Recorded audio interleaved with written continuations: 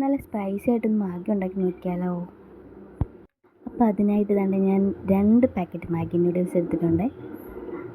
വറ്റൽമുളക് ചതച്ചെടുത്തിട്ടുണ്ട്, പിന്നെ വെളുത്തുള്ളിയും ചതച്ചെടുത്തിട്ടുണ്ട്.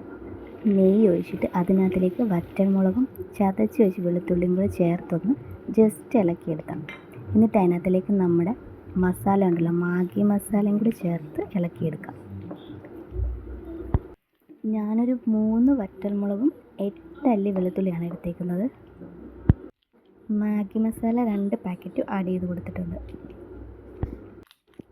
ഇനി ഇത് ജസ്റ്റ് ഒന്ന് ഇളക്കിയെടുത്തിട്ട് അതിനകത്തിലേക്ക് നമുക്ക് 2 ഗ്ലാസ് വെള്ളം ഒഴിച്ചു കൊടുക്കാം.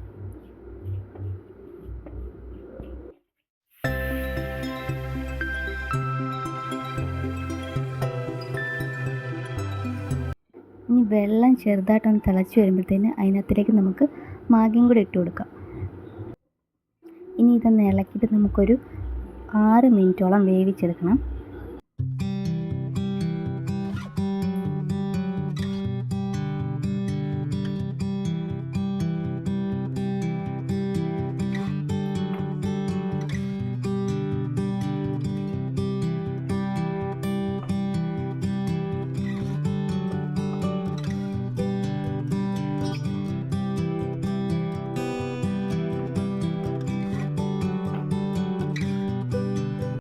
അത്യാവശ്യം വെള്ളമെല്ലാം പറ്റി കഴിയുമ്പോഴത്തേക്കും നമുക്ക് അതിനകത്തിലേക്ക് ഒരു ഇച്ചിരി സോയാ സോസും കൂടെ ആഡ് ചെയ്ത് കൊടുക്കാം കേട്ടോ.